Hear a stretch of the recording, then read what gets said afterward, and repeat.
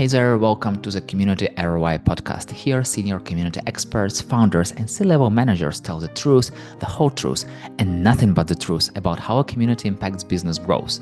By listening to these conversations, you'll get actionable steps on how to connect community goals with business goals to skyrocket business growth while still bringing extreme value to community members. My name is Yurii. I help people and brands shine through communities and personal connections. And my guest is Marjorie Anderson, a seasoned global community strategist and a passionate DEIB advocate who has spent over 2 decades turning online spaces into thriving ecosystems of connection and impact. And she's also a podcast host and trusted voice, helping organizations connect their people, purpose, and platforms in meaningful, measurable ways. So, welcome, Marjorie. Thank you so much, Yurii. It's a pleasure to be a part of the podcast. Always so much happy to talk to you. I feel like you are one of the brightest humans in the community world. Every time we have this conversation, I just see your smile and I understand that everything is amazing. So, and now, like we definitely had a previous conversation on community life. So now let's jump into professional part, and let's start with the first question. So, what's your definition of a community for business? This is a good question. When I think about what community is for business, to me, it's almost like a centralization and a curation of a space that allows businesses to continue to support customers, members, however they define the people who engage with them on a normal basis, and solving problems they initially came to them for, right? So if you think about organizations that may support people who are accountants, right? So then that community space becomes not only a space for accountants to come together, maybe they're tax accountants that come together to talk about the challenges they're facing and to help one another solve those challenges. But then that organization has a responsibility to continue to provide resources and ways for what they initially provide them as an offering, whether that's a membership, a certification, any sort of learning, to continue to deepen not only that learning and relationship, but the connection that they have with people within their industry and people with the who are engaging with the organization. So not only is it the people that they already trust, but then there's an opportunity to bring in others to recognize the value of that organization. So it's a two-way street. You are building a structure in which people can not only continue to take advantage of the services or the products that you provide to them, but then also an opportunity for you to attract new people and retain the ones that you have. It's really about building relationships in a different way. I hear this question a lot and I still don't have the right answer. I still don't know. So I'm curious, what do you think about it? So, does every company need a community? I don't think so. I think it really depends on why you're building the community. So anytime that I go out and I do some work with associations, nonprofits, and social impact organizations around community building and how they put that into their strategy and make it a part of their overall business goal. And I ask them three questions at the start of that engagement. Why does the community exist and why now? Who is this community meant to serve, and then how are you going to foster that going into the future? And so if those three basic questions, which I believe are the basis of a good foundation of a strategy for community, if they're having a really hard time answering those questions, then maybe that's not what they need. If I'm hearing more around, well, we just really need to engage people in a better way. Okay, well, tell me what that means. Well, we really want them to, be drawn to more of our products. Okay, so then maybe you need a better marketing strategy. Maybe you need a better customer acquisition strategy. Maybe community is not it just yet. And so until those questions are clear, then you should probably think about what it is you're really trying to achieve. But sometimes community is not the answer. And the reason that I say community is not the answer is because I think that it's become a buzzword. Everyone hears community and they hear, oh, more people. This is a way for me to make more money. This is a way for me to attract new users, blah, blah, blah. And some of those things can very well be true. But at the end of the day, one of the things that you're asking people to do is come into a space and participate in conversations that they may or may not be able to have in other spaces. And if you're not committed to doing that for the long haul, yanking that out from underneath people is harmful. At the end of the day, you have said, I'm going to create this safe space for you to come in and have these sorts of conversations and share ideas and not have to worry about whether or not your boss is in here asking these sorts of your boss sees you in here asking these sorts of questions and all these sorts of things. You're asking them to fundamentally change behavior and then to be like, no, this is not something I decided I wanted, and yank it out from underneath him breaks trust. And so you've Yeah. got to be very, very clear at the outset. But sometimes it's not community that you need. Sometimes it's something else.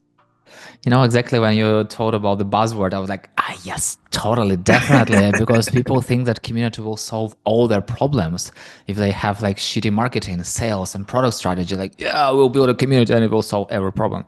Yeah, Right. no, it won't. It will help you make things easier, but it won't solve all your problems if you have like problems in overall in your company. So yeah, it's always tricky question, but I totally agree with you. And I'm curious, what's your definition of a community goal? Yeah, so I think on a macro level, a community goal is really its purpose. Why does it need to exist in the first place, and what need does it serve? So not only on a business level, but on a from a community perspective. So you can't define one without the other. What is the organization going to get out of it? And then what are we providing? What's the value we're providing people we're asking to engage in the space? And then I think on a micro level, when you think about a community goal, it's what are those things that you have to accomplish to ensure that that purpose is fulfilled. So you break that down from like purpose and then KPIs, for lack of a better word. The purpose is why it needs to exist, who it's going to serve, all of those things that we talked about in the last question. And then on a micro level is like how do we measure that what we're doing is working and it's actually doing the thing that we said we were going to do. And if it's not, how do we pivot and make adjustments?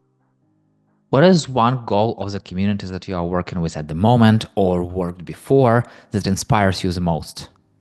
Yes. So I currently work for a company called EXOS, and they are the leader in the corporate fitness and well-being space.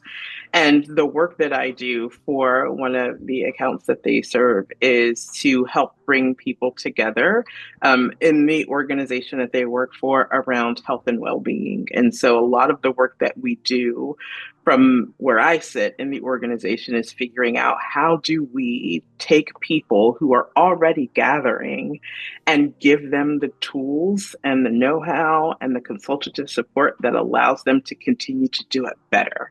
Yeah. How do we take their passion for fitness or well-being or movement and inject it with a level of expertise that allows them to say, oh, if I am thinking about continuity in terms of what our group leadership looks like, here are the things that I need to think about. If I want to bring people together on a regular basis, here are the things that we need to think about. One of the things that we do as part of that enablement work is we enacted something last year and we tried it out called a shared meal concept. And what that shared meal concept is we took it directly from Charles Vogel's book, and we made it possible to bring people together just to sit down and share a meal together, whether that be in recognition of the work that they do or to just give them a moment to pause and think about something other than the thing at hand. And we've gotten lots of really good feedback. And so the goal of that program is to empower these community leaders that already exist and are already doing some form of gathering people to Mhm. do it in a more robust way and a more meaningful way. And we're seeing a lot of huge impact around that. And people enjoy it. It's something that they didn't know that they needed until they got it. And helping people focus on their health and well-being from a social perspective, from a mental health perspective, from a physical perspective, is really meaningful because it helps people see you're helping me take care of me as a human being. You know, it's something that you mentioned that people didn't know that they needed it. And I feel like that's like every community feels like that because sometimes you are creating community and people know that they have some challenges, but they don't know that it can be solved with a specific community, and they're like joining community like, why should I go there? Like, what's in it for me? So I'm curious, how did you deal with like what's in it for me part? Yeah, so I think one of the things that we have to remember, and that I tell my team often, is that we have to remember that these folks are volunteers. So like we're not going out and building these communities for them; they already exist. But how do we make it easier for them to do the thing that they are passionate about? And so when we have these conversations with them, some of the questions that we ask as part of our intake process is, um, what are some of the challenges that you're having? Where can we be the most helpful? Why do you do this work? And then we center all of the support that we provide them around answers to those questions. So we always go in to say, we're here to make this easier for you, not harder. We understand that you've got a job that's very demanding and that it takes a lot of your time. And this is one more thing on top of your plate. We are here to make it feel less burdensome. We are here to provide you a level of support that you didn't have before and help remove barriers and roadblocks to make this continue to be enjoyable for you. And so that's how we kind of address that question. We're not coming in to take over. We're not coming in to tell you what to do. What we're doing is we're saying we're meeting you where you are. Where are you at right now? Where are you trying to get? Here's how we can ensure that you get there with less burden. And so that's how we approach that question. How does this community goal connect with overall business goals that you are working for? Yeah.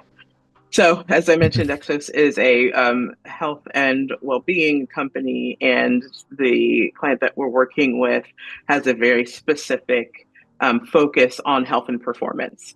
And so their goals really tie to how do we get people moving? How do we get people involved in the amenities that we offer from a health and performance perspective? How do we keep them in those programs? And how do we help them continue to focus on their overall health and well-being? And the work that we do directly ties to that. So not only do we do leader enablement, but we also focus on large scale events or even local events that allow people to come together around movement to keep their bodies moving, give them breaks during the day, and allow them to just have fun at work.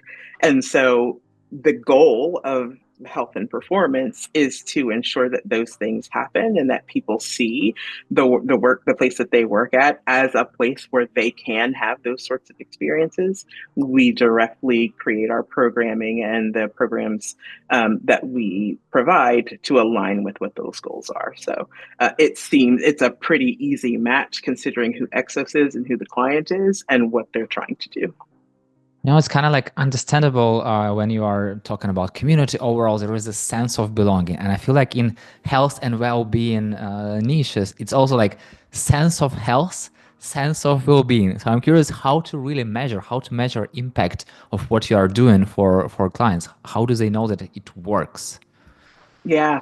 So they see, I think they see a couple of things. So we have limited information to some of the data that comes out of the larger user engagement surveys that they send out. So it's or employee engagement. I don't want to say user employee engagement surveys that they send out, but we do get feedback from the client that like here's the correlation that we're seeing, and then we also of course send out surveys about their experiences and such. But we we hear anecdotally from the client that, hey, we're seeing this in our employee engagement survey around how people feel about the place that they work, how people feel about the fact that if they feel they're supported in being able to take resets and those sorts of things.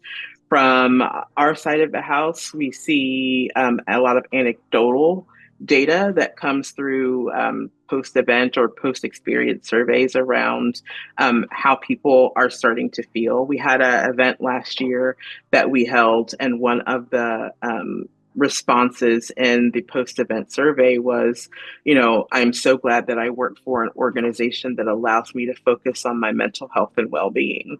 And that's huge. We get those stories all of the time. So we're able to compile that information and data and then go back to the client to see what you're doing and what we're doing together is working. And then, of course, you know, there, like I said, there's probably other data that they see from a larger holistic company standpoint that we don't have access to, but we are able to tell that story through the data that we're able to collect and say, you know, we're on to something here. How do we continue to optimize that? It feels like people are also becoming happier and more connected to the place that they Yes. work with. Yeah, and we see these groups grow. Like people are witnessing, oh, there's something really special here. How do I get involved in that? And they come in many different ways, but like that's also a sign that what we're doing is working. Like there's growth in the groups. Not only is there growth in the groups, but there's interest in how to do more of it with more people, which is amazing. So you might have a group that's local to the San Francisco area, and then another group that is similar in nature in New York. And then they start thinking, well, how do we connect and do more things together, even though we're on two different sides of the country? And so we start to see those synergies happen, and just the expansion of the impact, and that's huge. So you told a little bit about events. So I'm curious, what are some specific actions do you take to reach that goal? So like I said, we hold events. We also get a lot of information, or try to get a lot of information and data around what works, what doesn't, what are regional nuances that we have to be aware of, so that we're not just designing. In some cases, we'll design like a very broad event, but it's meant to be inclusive. It's meant to be something that anybody can participate in. And then on a micro level, what we strive to do is try to get information about local nuance. What works in one place might not work in another, but we need to know that information so that when we're designing an experience, it's flexible enough to be able to have it apply for local, like I said, local nuance or customs and traditions versus it being North America based, because we're a North America based company.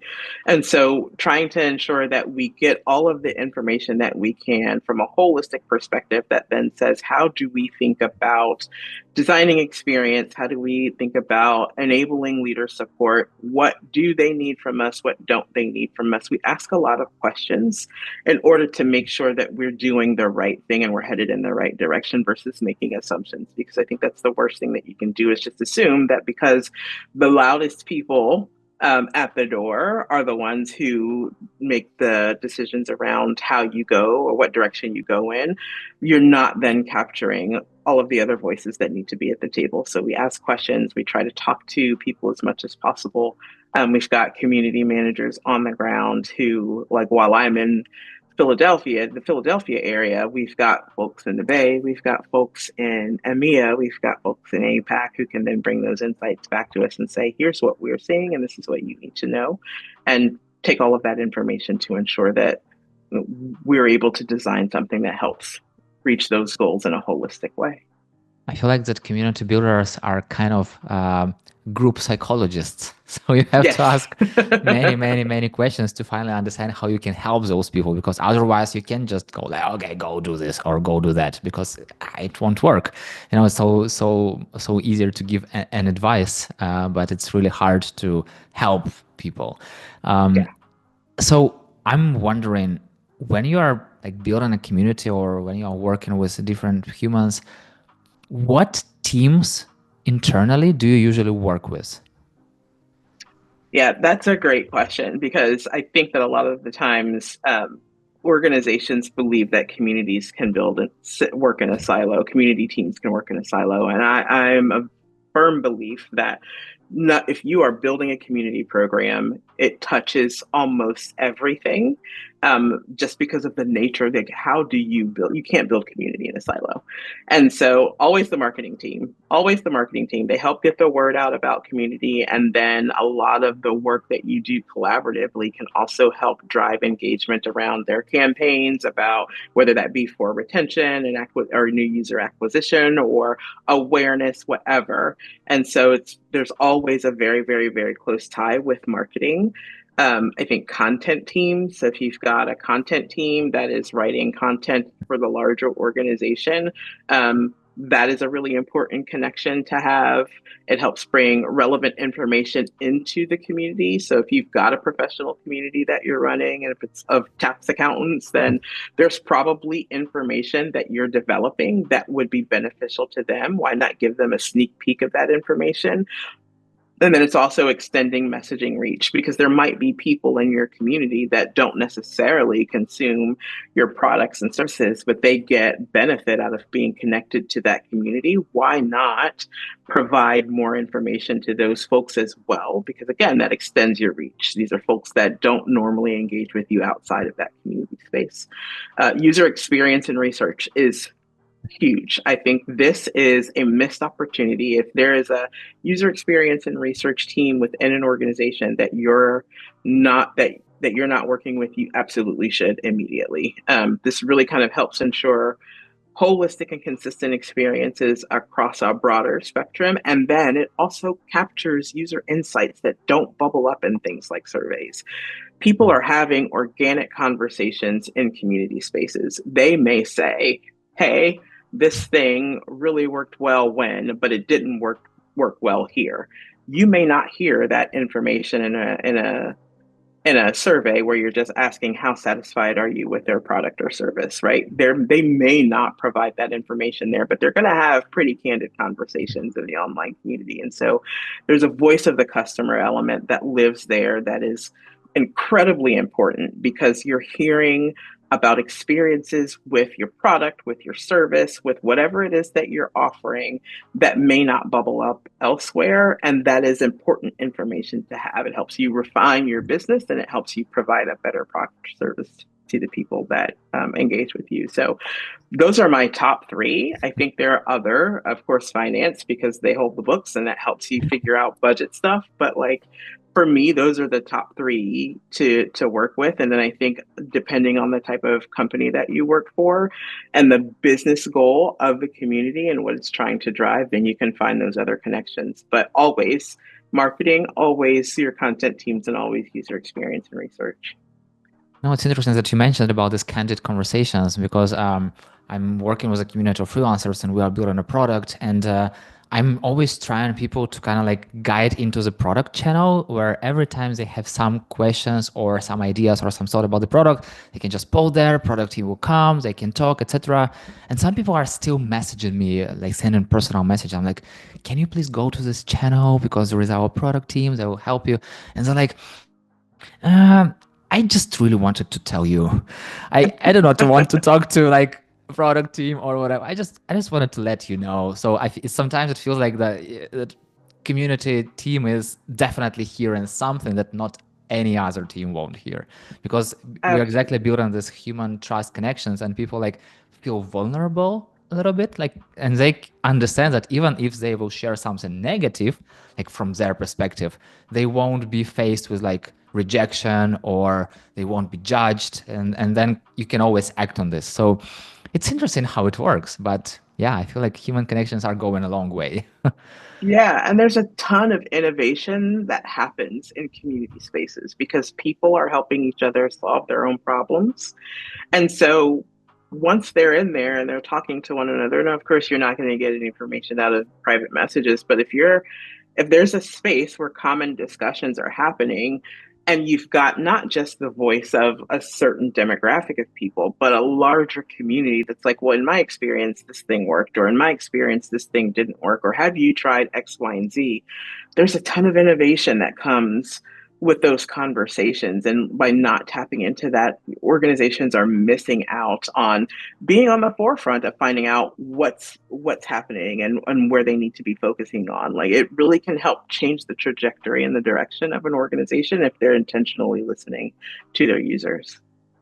You just reminded me of this old phones, Nokia 1120, and where people could do everything. Basically, they used them as a hammer, and I totally understand that producers never thought that anyone will ever use their phone as a hammer, but community can still do this. So, yeah, and you talked about working with other teams, and I totally understand that it's so easy to help people because even when you are building an external community, it still feels like you are also building an internal community. And usually you really want to help your teams too. But how to encourage them, how to encourage people from other teams to work with a community team without just adding more work on their plates?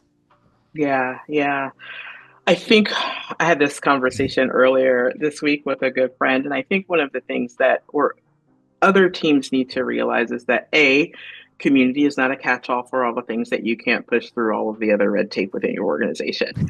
The barrier to entry is a little bit lower. There's still a barrier, right? And so you really need to understand what your ask is of the community, how engaging with them is going to um, help not only further your goals, but their goals. And also not be afraid. A lot of the things that I hear, that one of the things that I hear a lot from other teams is that I don't want to get in the community. I just want the community to do stuff for me because I don't have the time to answer questions. Spoiler alert, the community is not there to talk to people who work for the organization. They don't care. They are not there to wait and sit and wonder if the senior director of marketing is going to come in and ask a question so that, you know, 500 people can then jump in and ask a question of the, they don't care. All they want to know is can they get their questions answered. So if you go in with really clear expectations and asks and not be afraid to ask, with the expectation that there are going to be intentional conversations around what your ask is. Like, really be clear on what that is and what you're trying to do, but have the conversations. If you can see a pathway to what you're doing and what the community is there to do, have the conversation. Sometimes it's fruitful, and sometimes it's like, okay, I see what you're trying to do, but not here. Like, the community is not the place for it. But have a conversation. Come with a clear objective without the expectation that community is going to say yes, because the flip side would be true. Community could come and ask a different team for collaboration, help, whatever, but it could be no, right? And so understanding um, what it is that you're trying to accomplish, how you think that that could get accomplished, and just being willing to have that conversation is important. But please also know that, again, the community is not a catch-all for being able to get things done quickly. It can in certain circumstances, and in other circumstances, it just doesn't make sense. So just come with an open mind and know that, they've got goals to complete and to achieve just like you do. And so, approach it with the same level of care and thought that you would any other outside team member. But it's okay to have the conversation where it makes sense. It's interesting because I feel like sometimes different teams in organizations have kind of like different goals for sure, but at the end of the day, it's all about growing business. So at the end of the day, Yep. we all have like one clear goal. And what you've told that if you ask other teams about their goals and kind of like have this approach, help me, help you, I feel like that's what helps people because, like you want to create an event or you want to create a marketing campaign or you want to ask people to create user generated content. It will definitely help some of the teams and they will definitely benefit of it. And yes, if you approach it in this way, like, let me help you, most likely they'll be willing to do some extra stuff. Once again, it's all about conversation. And I feel like that's exactly inside those conversations, that's where the real magic happens. Yeah, lots of times people come to the community teams and they're like, we need you to put this in the community. And sometimes the community teams won't push back. They'll just be like, okay, but like they are not required to do that, right? And so come with the ask, be clear about it, and also be willing to collaborate and make sure that you have conversations around mutual value. But they are not the low man on the totem pole. They're there to drive business value just as well as any other team there. They should be treated with the same level of respect. How do you bring visibility to the overall community impact on business internally? I love this question. One of the things that I always do is when we're having conversations about KPIs and reporting, I always ensure that whatever KPIs we develop where possible are linked to larger business impact. And so when I worked at another organization, it was a professional association, and member retention and acquisition was one of the larger community or company goals. And so, one of the things that was really great about the community model was that it was a freemium model, which meant that you could join the community and you had access to some information within the community, but then there was premium content that you had to be a member for. You had to purchase the organization's membership in order to get access to some of the virtual events, to the webinars, some of the downloadable content. So, there was this really neat way for us to be able to say, okay, if we are able to track back from someone entering the community, follow that journey, right? From someone who has come into the community that wasn't a member, um, how can we show that an action that they took in the community resulted in purchasing membership? And so one of those things was we the way that we had it set up was that if someone came into the community and they weren't a member, say they tried to click on a webinar that was member only. Once they clicked on that webinar, the screen would come up. You might get a preview of the webinar, but then there was a thing underneath that said, in order to view this webinar, you must be a member. If they clicked on that link, went out and purchased membership and came back, we could track that. And so every month we were able to see that as a result of an action that someone took in the community, you got 129 new members this month. You got, $6,000 in additional revenue this month. Now, is that a large amount of money? No, but it was we can definitively show where we were able to contribute to additional membership revenue, membership acquisition. And then if someone renewed, right? So if someone was in the community, tried to click on that webinar, they were a member before, but they hadn't renewed their membership yet. They don't, then they see the thing that says you need to renew your membership. If they click on that, go renew, come back, we can track that to say, and these were the number of renewals, right? And so finding ways to see where actions that people take as part of the community result in measurable impact to the larger organization and being able to track that, that's always what I opt for. And so, yes, there will be community goals, and those are the things that I need to focus on to make sure that the community is doing the thing that it needs to do. But then also from a business perspective, when you're thinking about your KPIs, make sure that they're traceable, that you can definitively say, as a result of this action, the community helped contribute to X, Y, and Z. But those have to be built into your overall KPIs.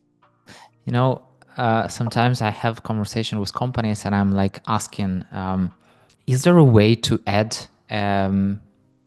like small field in every person's account in your CRM, community member? And some organizations like, yeah, no, we can't do this. I'm like, how can we like measure anything at all related to business if you can't add like the single small field to each person, like if they are or are not community members? It's like, yeah, we can kind of sense it. We can track like events participation. We can create some links people click, but how? So it's always sometimes like, okay, if you really want to go for business metrics, if you really want to like see the revenue or money that you save with the help of the community, please go and add this field to your CRM, because otherwise it will be hard. It will be really hard. Yeah.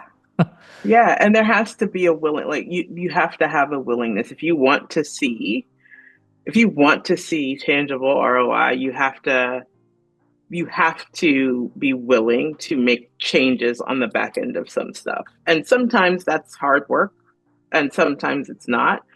But you have to be willing, if you're making this investment, you have to be willing to ensure that the investment is doing the thing that you said it was going to do or you hope that it would do. And if you're not willing to track it in the appropriate way, then Like, how can you then go back and say, oh, community doesn't work? It probably is, but you're not tracking the right information, nor are you willing to take the steps to do so. So it's a double-edged sword. Sometimes those we can'ts are really we're not willing to's, and that's a shame. So for every community manager and builder who are listening to this episode, please go make friends with your development team because Yes. it will help you a lot. So community is still not always a bright side. There is also a dark side. And I'm curious, how do you talk about the challenges that you face?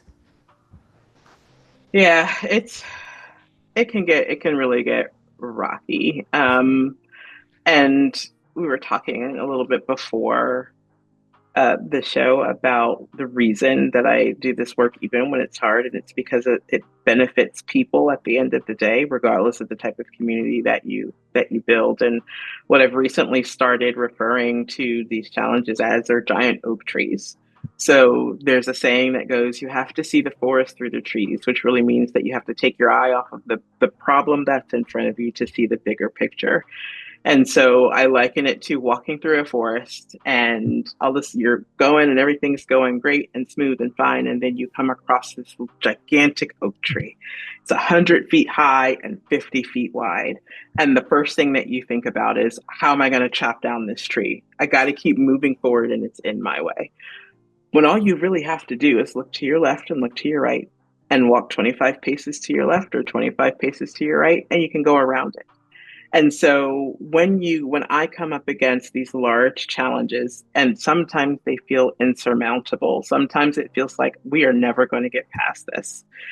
I step back and I look to my left and I look to my right and say, okay, how do I get around this instead of figuring out how to chop down or walk through a 100 foot tall, 50 foot wide oak tree? And so you really just kind of have to sometimes take a step back and say, what's the larger picture here? What's the bigger goal that we're trying to accomplish here, even though it feels like we can't get over the hump, in order to keep moving forward? And that usually allows you to then reset and think of things a little bit differently. Sometimes it takes you a couple of days to reset. Sometimes it takes you, an hour to walk away from your desk or have a different conversation and then say, okay, now my head's clear, I can move forward. But that's really how I talk about the challenges. Like it's not always pretty. It is not always easy. And it's very complex. People think community building is easy. It's not. Super complex. Top down, bottom up, side to side. It is the complex body of work. And so and no day is ever the same. And so just really approaching it, trying to approach things with a fresher perspective when you can lift your head up and see the forest through the trees, is really where I try to put myself, because there are days when I'm like, why do I even do this? And then I think about the people that it benefits and the fact that everyone deserves to feel seen, heard, and like they matter. Like Yeah. that's what continues to drive me. Talking about the easy part of the community, I still meet people who call their newsletter base a community. So I totally Ah, understand why they think that it's easy. Because you have yeah, all these emails and you just send them newsletters. That's all community. So why? What's hard in right, that? right. Like you have an email list, that's what you Yeah, have, but you're that's not your really community. engaging with people, right? Totally. Marjorie, I wish to have the sky as a limit, but time is a limit. So the final question. What is one thing to do right away for someone struggling with identifying their community ROI? Mm, um, ROI, I have such a love-hate relationship with that term. But what I usually do is I say, ROI usually stands for return on investment. Replace investment with impact. Reframing that term, I think, helps people focus on the impact to the overall success of the business, which can include revenue. And it stops narrowing the focus on the investment. Like the investment, people automatically think about, how do I continue to bring in money? How do I continue to bring in money? How does this community help the company bring in money? And so when you think about return on impact, it really broadens that spectrum, because impact is still a return on investment. If you can see, okay, this work touches this thing over here and it touches this thing over here, and I can prove that by showing this, that helps you think a little bit differently about how you think about identifying community ROI. It helps you talk about it in a different way, and it makes it a little bit easier for you to be able to make the connections that you need to make. Because at the end of the day, that's really what we're responsible for as community builders and as business owners. Like, one of the things that I always tell organizational leaders is that there is an expectation that people come into your organization and they understand the language of business. And if you are making the intentional choice to have a business that focuses on community, you also need to understand the language of community, right? And so, how do we start to really broaden what we mean by impact and where those connections live and happen? That then helps, I think, in my mind, identify the return on investment. If you can see where you can make a major impact, that's helpful. One of the things that when I first became a community builder, my boss, her name was Danny Ritter. Shout out to Danny Ritter at PMI. I went to her and I said, can you tell me how this work helps to contribute to the overall business goals? And she said, that's a great question. You should go find out. And she said, here are some, like, she knew. She's one of the smartest people I've ever met in my life. She knew, but she was like, me telling you doesn't help you learn anything. And so she's like, go talk to these key business leaders and see where you can make connections. And that is how I learned to figure out, how do I talk about the impact or the ROI of community throughout the association. So just reframing that changing that last word from investment to impact, I think makes a huge difference. It's the first person from whom I heard about this return on impact was Tim McDonald. And after the moment I heard this, every time I'm talking about community, I have exactly this word at the end, not investment, but really impact. So I totally get what you're talking about. And last but not least, but name 2 people I should reach out to and talk about community ROI, return on impact. Happy to. 2 people that I just don't think get enough airtime are Megan Bates and Ashley Brookshaw. Megan works for Hivebright, and she's just incredibly thoughtful about her approach to helping businesses think about their community strategy and what they're trying to achieve. And Ashley Brookshaw is just the perfect holistic community business partner. She is a systems thinker. She has an amazing organizational change management background, which is critical to community implementations, both from strategic and tech standpoint. And she's just great at building community. So if you can get in touch with them, Megan Bates and Ashley Brookshaw, I think would be amazing folks to talk to. I will, or I will ask you to connect us. So yeah, I know absolutely. how it works. This is a community world. So, and yeah, Marjorie, like I feel like I've just learned so many things, and I feel like my energy level is like up there. I don't know, like it's so high. It's always talking to you is bringing me so much energy, and you're such a positive and great expert that I don't know how do you do this, but it was just an amazing conversation. So thank you so much for that. Thank you. Listen, it's been a tough week, and this conversation's been my favorite of it by far. So thank you, Yurii. Thank you very much, Marjorie. And yeah, see you in the community world. Absolutely. And thank you so much for listening. If you have any questions about how the community can help you reach and overcome your business goals faster, let's connect on LinkedIn and talk about it. That's it. We're done. See you in the next episode.